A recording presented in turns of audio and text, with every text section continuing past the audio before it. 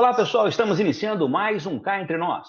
Todas as quintas-feiras, às 20 horas, o nosso encontro marcado aqui, sempre com uma entrevista inédita. Inédita e sugerida por você. Você que nos segue nas redes sociais e que também envia o seu e-mail, sugerindo as pautas a serem tratadas aqui em nosso programa semanalmente. Lembrando que se você ainda não se inscreveu no canal, por favor, inscreva-se.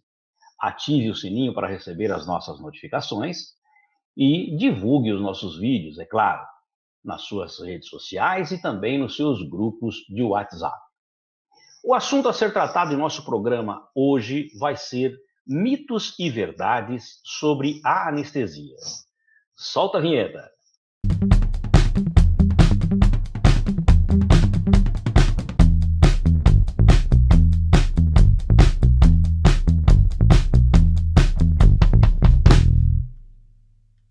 Nosso entrevistado é médico anestesista, é diretor-presidente da GCA, Grupo CAR de Anestesia, é atual coordenador do Serviço de Anestesia e há 8 anos coordenador da residência de anestesiologia, falei certo agora, do Hospital Veracruz de Campinas. Nosso entrevistado sempre está na busca constante de aprimoramento em eventos nacionais e internacionais, com foco na segurança do paciente e desenvolvimento de indicadores de qualidade em anestesia e anestesia de pacientes de alto risco. Muito obrigado por aceitar o nosso convite, Dr. Gabriel José Redondano Oliveira.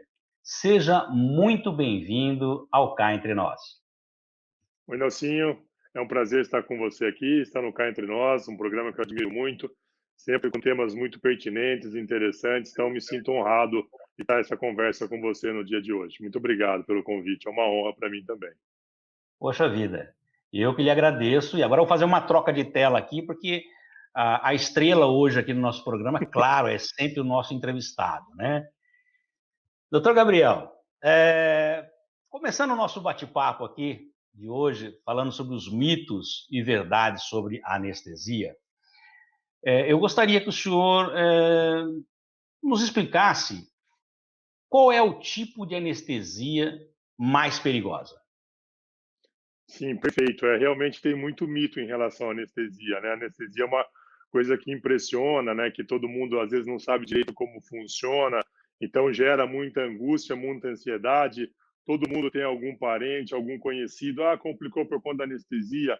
Então isso aí vai mistificando a anestesia. Então é hora da gente quebrar alguns paradigmas aí, desmistificar.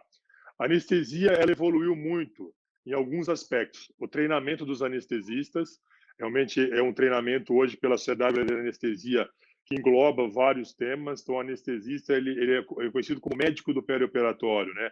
O médico que controla antes, durante e depois das cirurgias todos os eventos, seja cardíacos, pulmonares, renais. Outra coisa é a qualidade das drogas, os anestésicos, cada vez com menos efeitos colaterais. E o terceiro ponto, a monitorização. Nossos monitores hoje assemelham uma cabine de avião. Eles indicam que alguma coisa possa dar errado tempos antes dela que ela possa acontecer, dá tempo de agir. Então, a anestesia hoje, a mais perigosa, vamos dizer assim, hoje todas são seguras. O que depende é que cada técnica ela está indicada para um tipo de cirurgia e para um tipo de paciente. O paciente, se ele toma alguns medicamentos, é mais seguro, de repente, uma anestesia geral. Se ele toma outro tipo de medicamento, é mais seguro uma anestesia espinhal, uma raquianestesia, uma peridural. Dependendo da cirurgia que ele vai ser feito, às vezes a gente consegue fazer uma anestesia que a gente fala guiada por ultrassom. Só para ter uma ideia, para fazer uma cirurgia do braço ou da mão, antigamente, era uma anestesia geral. Hoje a gente consegue localizar com o ultrassom qual é o nervo do braço e injeta um anestésico local só naquela região. Então, depende muito. Tem um conjunto de indicações. O tipo de procedimento, se o paciente tem ou não alguma doença, né, e o tipo de cirurgia com habilidade, mais assim, que o cirurgião esteja mais acostumado. Então, a anestesia ela tem que ser personalizada. Ela sendo personalizada, ou seja, a escolha não é uma receita de bolo. Ela tem que levar em conta a cirurgia, o cirurgião e qual é a técnica que vai ser utilizada. Perfeito. Doutor, e me diga o seguinte, quais são os efeitos e os sintomas depois de uma anestesia? Hoje o que a gente trabalha, né, é para realmente a gente fala que a gente levanta os indicadores, ou seja, a gente vai visitar o paciente no pós-anestésico, depois da cirurgia, ver o que ele está sentindo, e isso a gente mapeia. Então, a gente vê, por exemplo, quantos pacientes com aquela técnica anestésica têm náusea e vômito, quantos pacientes sentem dor, quantos pacientes sentem frio, quantos pacientes têm uma retenção urinária. Já falei praticamente dos principais. O paciente ele pode queixar no pós-operatório de dor, de tremor, de náusea e vômito, de retenção urinária, dificuldade para deambular. Então, esses são os principais, vamos dizer assim, que ele pode sentir no pós-operatório. Então, o que a gente faz? A gente tem que conhecer e vai ajustando aquela técnica. A gente tem que medir, a gente fala de desfecho, né? Quais são as complicações que são mais esperadas e o que eu posso fazer na minha anestesia para não ter aquelas complicações ou efeitos indesejáveis para a cirurgia. E com isso a gente vai ajustando as doses. É praticamente uma...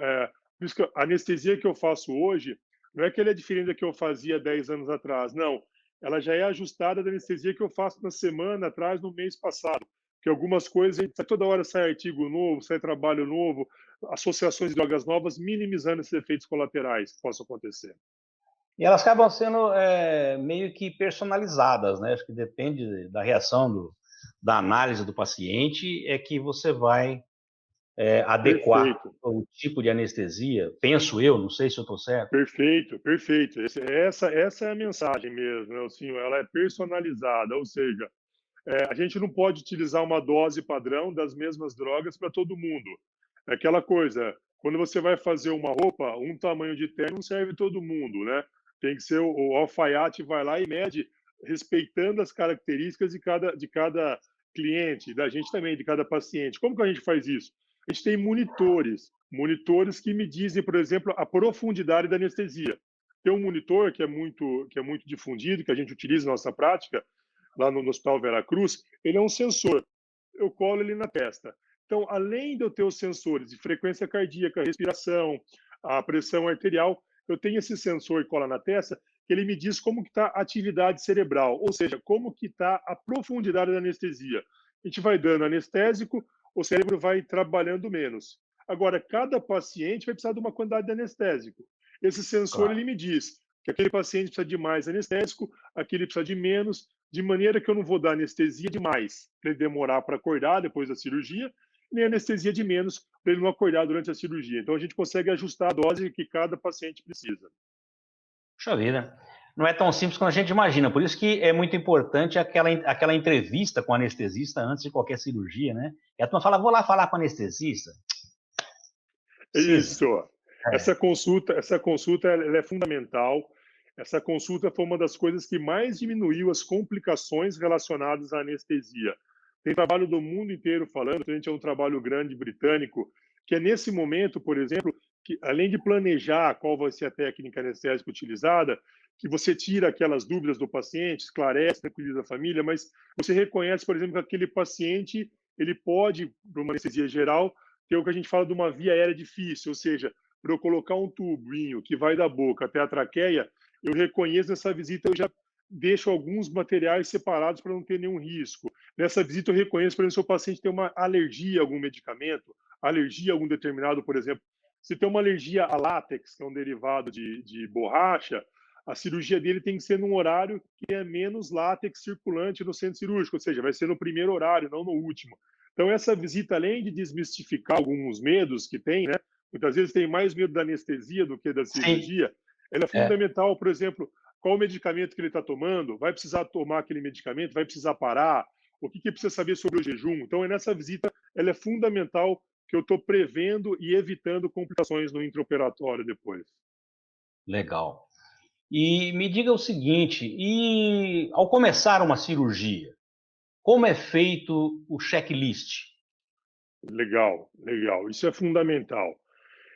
O checklist da anestesia, o checklist de uma cirurgia, que a gente fala sempre da cirurgia segura, ele vem lá da aviação mesmo. Antes do avião decolar, checa se o trem de pouso está ok, se o avião está abastecido, se tem se o motor reserva está funcionando, se a tripulação ninguém está passando mal, né, reconhece todos esses fatores, entre outros.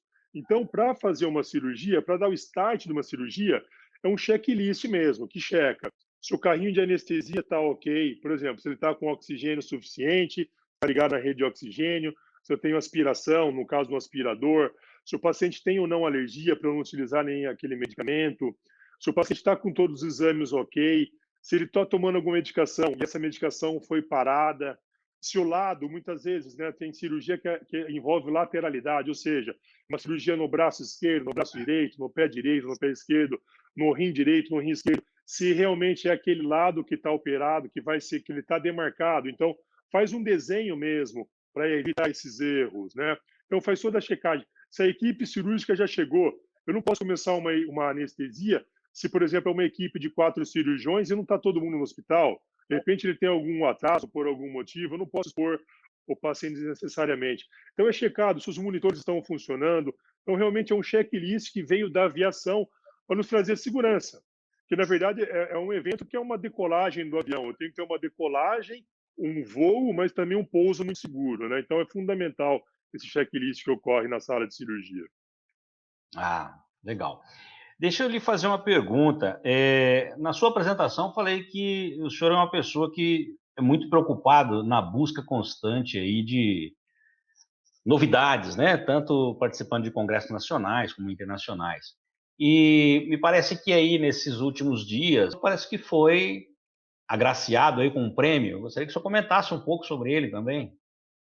Ah, obrigado, obrigado. A gente tem eu tenho, né, uma autocobrança, assim, de estar sempre buscando o melhor resultado pro paciente e para todos os seus familiares, né, e também proporcionando no ambiente que eu trabalho, no hospital que eu trabalho, a certeza daquilo que eu estou fazendo que tem embasamento na literatura e seja uma coisa de mais vanguarda possível. As coisas mudam cada vez mais rápido, os ciclos são cada vez mais curtos.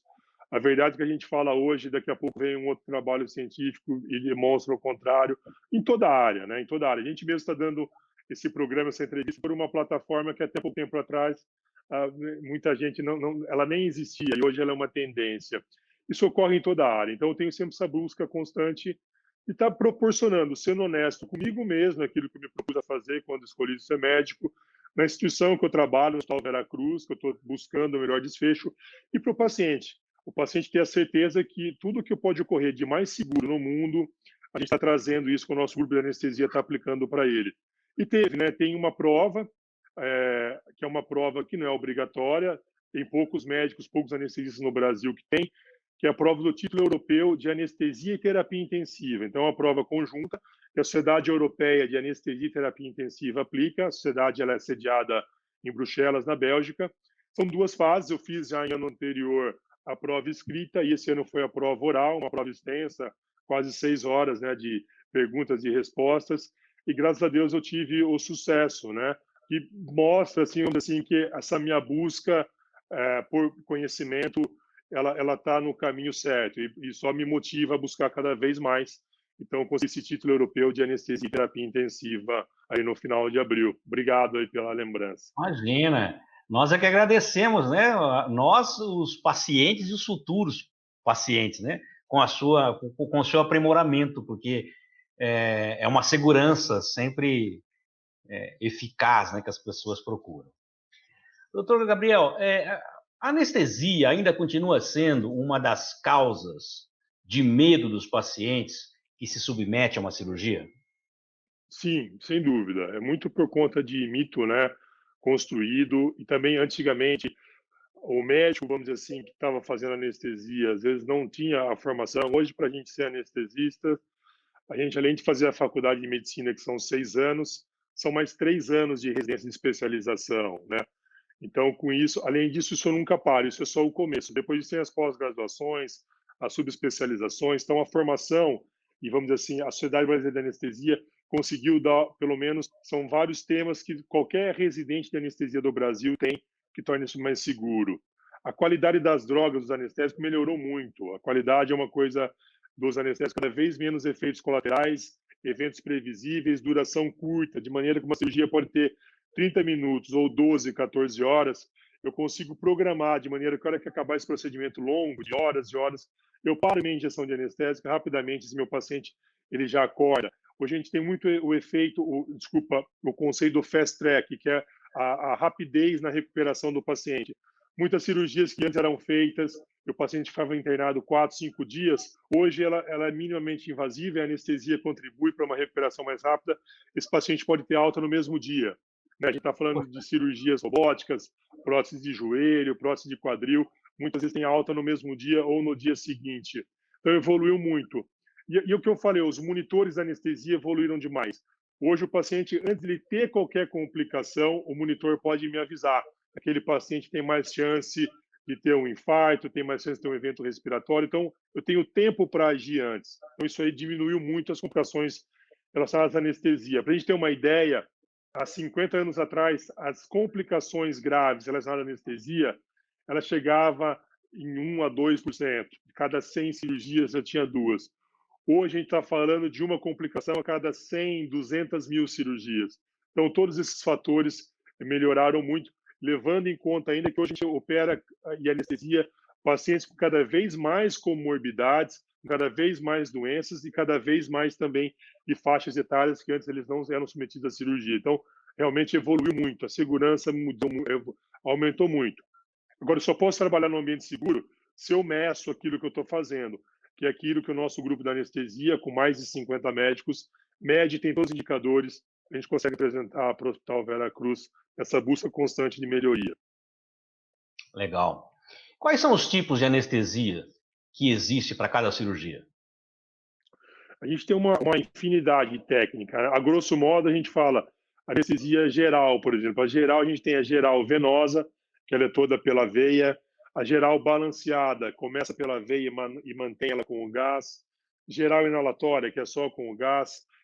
A gente tem os bloqueios, né? Os bloqueios, a gente fala da espinha, tanto a peridural quanto a raquianestesia.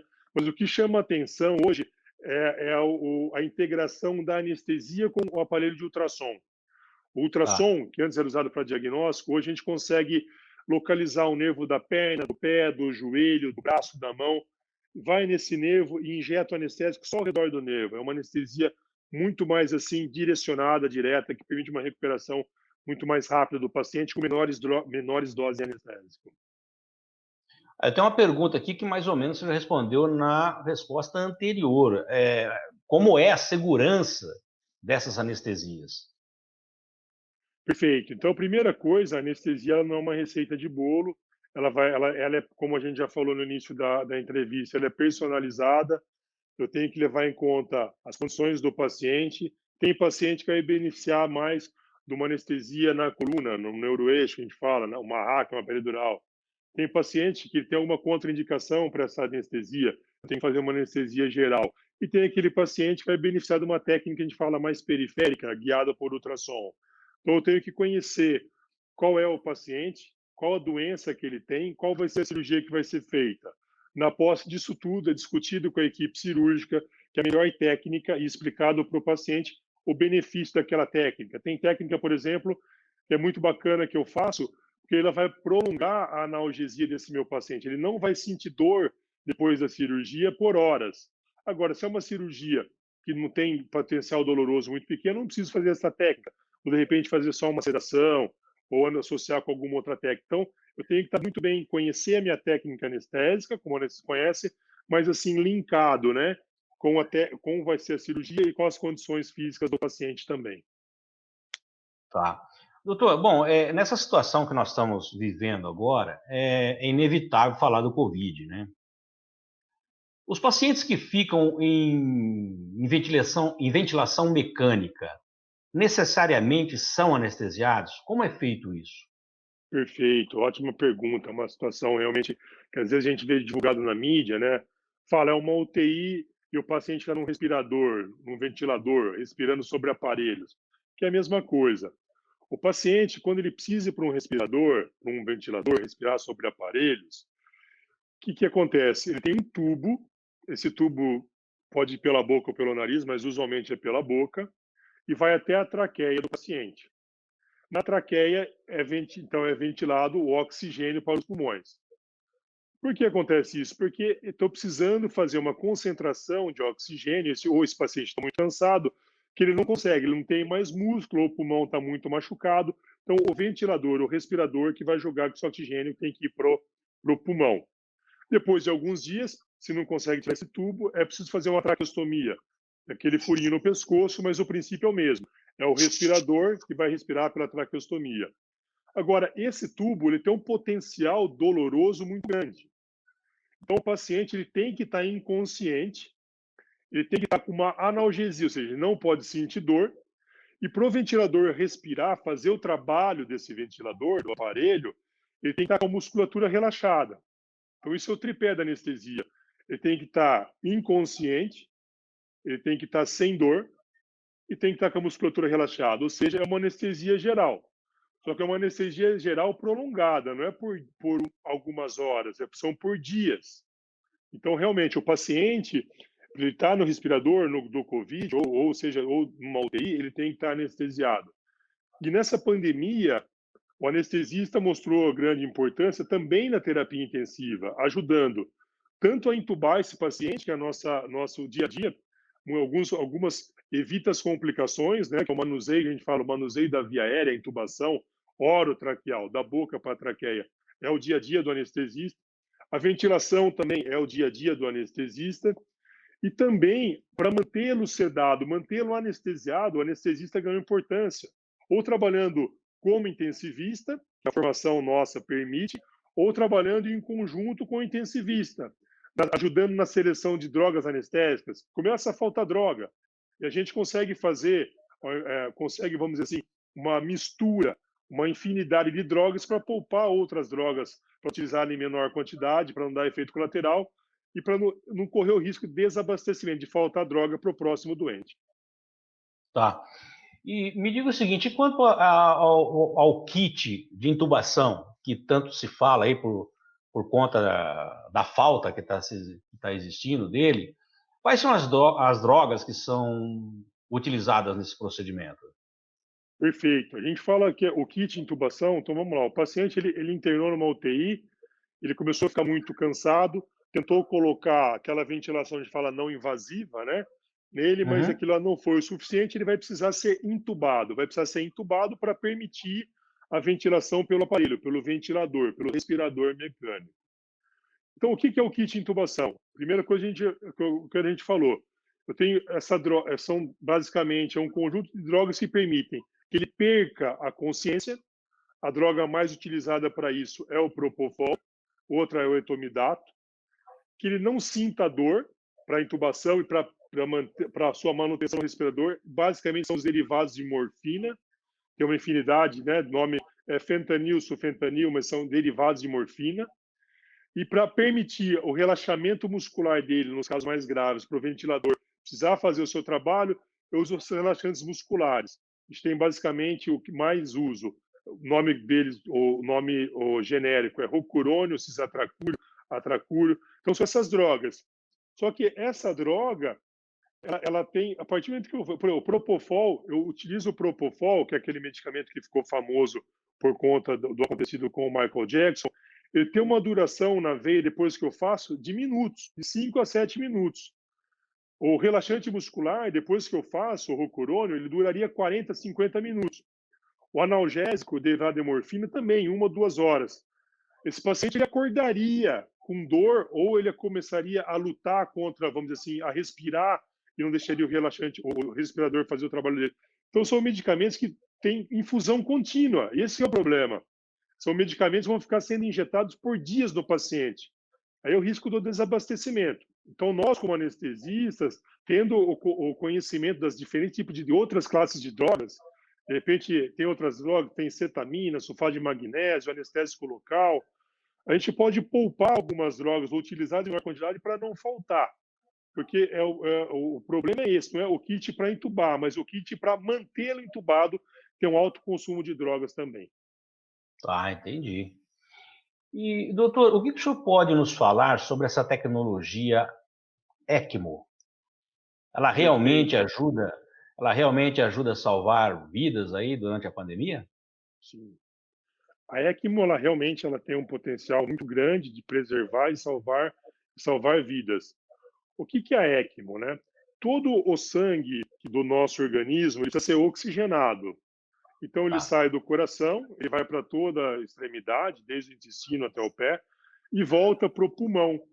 No pulmão, ele recebe o oxigênio vai por uma outra veia, né, um outro vaso, enfim, ele vai e volta para o coração e o coração bombeia esse sangue oxigenado, levando oxigênio e nutrientes para todas as células do organismo.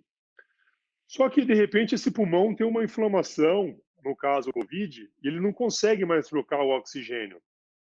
O pulmão não faz mais as vezes dele. Então, o que é a ECMO? A ECMO, ela pega, ela desvia. Então, eu tenho que fazer uma pequena cirurgia para desviar aquele sangue que está chegando, que iria para o pulmão, ele vai para uma máquina, que é um respirador. ECMO é uma membrana extracorpórea. Então, eu estou tirando esse sangue, ele não passa mais para o pulmão, vai para essa máquina, que é um pulmão artificial, vamos dizer assim, que recebe o oxigênio. E eu tenho que ter um outro cano que sai dessa máquina, ligando na circulação do paciente.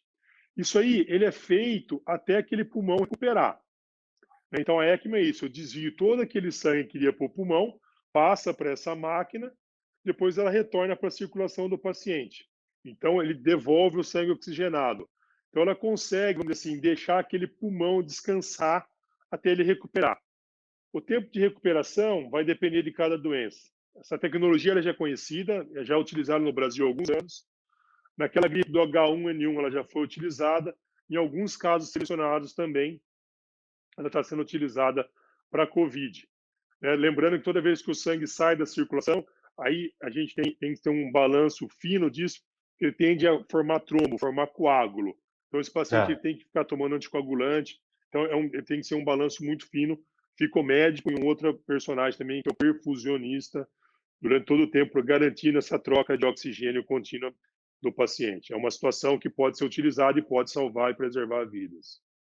E essa monitorização tem que ser bem afinada, né? Porque, como você está dizendo, saiu do corpo, o sangue pode coagular, tem que ter todo um medicamento aí para uma monitorização disso.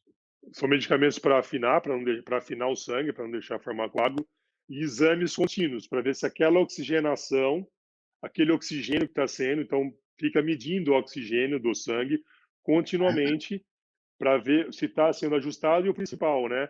Para já pensar a melhor hora de começar a tirar essa tecnologia também, para voltar à função, vamos dizer assim, orgânica, normal do pulmão. Respiração. A respiração. A ECMO tem um outro tipo que ela pode ser utilizada também para fazer, às vezes, do coração. Não é o caso do COVID. No COVID, ela é utilizada para fazer do pulmão, mas em alguns casos ela permite também que faça a função do coração, como se fosse um coração artificial. Doutor Gabriel, cá entre nós, anestesia pode levar ao choque anafilático? Cá entre nós, pode levar ao choque anafilático. Hoje a gente sabe quais são os tipos de drogas, de anestésicos que mais têm chance de levar ao choque anafilático. Isso, na maioria das vezes, a gente consegue filtrar já na avaliação pré-anestésica, né, qual é o medicamento que ele tem. Não existe um teste prévio para saber, mas é muito da história. A gente não utiliza, basicamente, nenhum tipo de, vamos dizer assim, remédio muito diferente do que ele já passou na vida dele, de analgésico, anti-inflamatório. Então, ele já traz uma história de uso que teve alergia, a gente evita. Tem alguns casos até de alimento que ele fala que tem reação alérgica, que pode ter reação cruzada com algumas coisas que a gente usa na anestesia que a gente evita.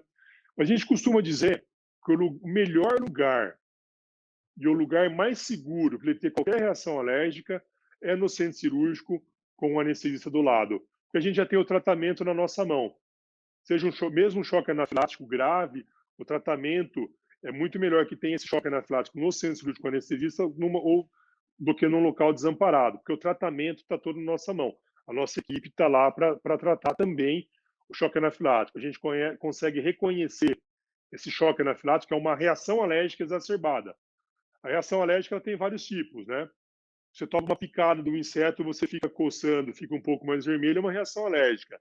Ou um choque anafilático é uma reação alérgica exacerbada, que tem um comprometimento de queda de pressão arterial, com dificuldade de respiração, e o melhor lugar para ter isso é no centro cirúrgico, com a equipe de anestesia, que pode reverter e utilizar todas as drogas disponíveis para ter uma recuperação desse choque anafilático ou essa reação alérgica exacerbada. Doutor Gabriel, eu sei que durante essa essa pandemia que nós estamos vivendo, como tem sido a sua experiência nessa linha de frente aí do hospital? De fato, a pandemia, ela traz e trouxe e vai continuar trazendo vários desafios, né? Na parte médica, a gente vê agora com a vacina, né, que a classe da saúde conseguiu já tomar, esses índices vêm caindo e de gravidade também vem caindo. No início foi muito duro. A gente vê colegas não resistindo à pandemia, colegas sem comorbidades, colegas médicos da enfermagem, da fisioterapia sucumbindo e alguns realmente, infelizmente, não resistindo. Isso nos traz aquela exposição, né? Fica aquela a finitude da vida toda vez que ela é colocada frente a frente, nos traz reflexões. Eu acho que a gente, como da linha de frente, é o que eu falo para a minha equipe, a nossa guerra é essa, nossa batalha é essa. A gente estudou, a gente se especializou e a gente tem que utilizar, mesmo antes da vacina, todos os EPIs, os equipamentos de proteção que estão disponíveis para salvar vidas, para ajudar aqueles que mais precisam. Mas a pandemia trouxe vários desafios, né? O desconhecimento dela, como ela agiria, como o tamanho que ela procederia, era uma coisa assim que ninguém imaginava. Eu acho que daqui para frente também qualquer previsão, otimista ou pessimista, a gente corre risco de errar. Eu acho que a gente tem que fazer a nossa parte, né? A nossa parte como médico, como profissional de saúde, mas como cidadão também, evitando aglomeração, o afastamento social, as medidas de prevenção, que é isso que vai fazer a diferença até a vacina chegar para todo mundo. Embora toda a experiência dos profissionais não deixe de ser um fato novo para todo mundo, né? E há que se ter a adequação melhor para essa situação e procurando os meandros para a gente poder melhorar. Doutor Gabriel, muito obrigado pela entrevista, fantástica, esclarecedora, tranquila, sem muitas partes técnicas, que é para o nosso público e a gente entender um pouco melhor, né? As nossas caraminholas, né? Os nossos mitos e verdades que o senhor aí acabou de nos esclarecer. E então eu deixo agora aqui o nosso programa, um espaço para que o senhor deixe aí uma mensagem para os nossos seguidores e também colocar os seus contatos para quem quiser lhe seguir. Eu sei que o senhor é ativo nas redes sociais, e então vamos colocar aí para que as pessoas possam lhe procurar. Obrigado, Nelsinho. Foi uma honra quando eu recebi seu convite. Admiro muito o trabalho que você faz. Estou à disposição aí pelos meus canais. Se alguém tiver qualquer dúvida relacionada à anestesia, a gente está à disposição. E o que eu acho que eu falo para a minha equipe, a pandemia nos evidenciou, nos escancarou isso, é o evidente e constante trabalho, além do aprimoramento, mas da empatia, né? Eu acho que a gente, como você também, em qualquer área, a gente também como profissional de saúde, a gente tem que ter o carinho ao próximo, a gente tem que ter a visão, enxergar a dor daquela família na pandemia, com alguém entubado na UTI ou numa cirurgia.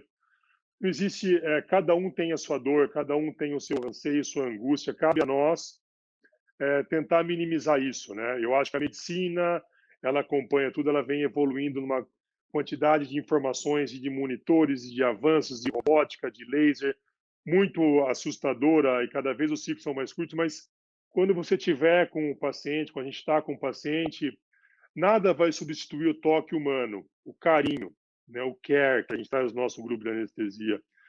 Nada substitui esse carinho. Lembrar que aquele paciente que está lá, ele é o bem de alguém, ele é o filho de alguém, ele é a filha de alguém, ele é o marido, ele é a esposa, ele é um avô. Para ele estar naquela cirurgia, quantas pessoas estão ali rezando, orando por ele? Quantas pessoas estão torcendo para que ele volte melhor do que ele entrou? Então, acho que o profissional de saúde, como de qualquer área, quando vai tratar um cliente ou um paciente, no nosso caso, tem que ter a responsabilidade, a noção do tamanho que ele pode exercer e beneficiar a vida da pessoa. E carregar isso para a vida, né?